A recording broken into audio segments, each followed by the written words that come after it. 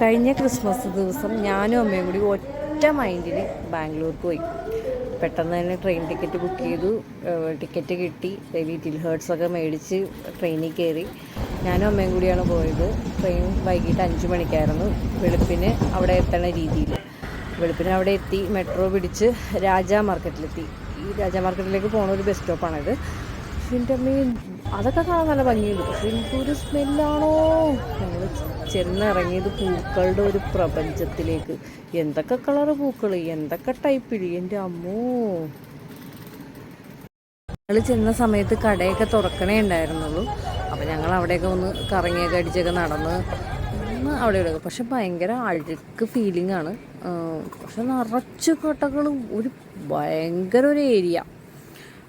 ഞങ്ങൾക്ക് ആവശ്യമുള്ള സാധനങ്ങളൊക്കെ കിട്ടുന്ന ഒരു കടയൊക്കെ കണ്ടുപിടിച്ച് തിരിച്ച് റെയിൽവേ സ്റ്റേഷനിൽ വന്നിട്ട് കുറച്ച് നേരം വെയിറ്റ് ചെയ്യാനുണ്ടായിരുന്നു. വൈകിട്ട് 7 മണിക്കായിരുന്നു പിന്നെ ട്രെയിൻ.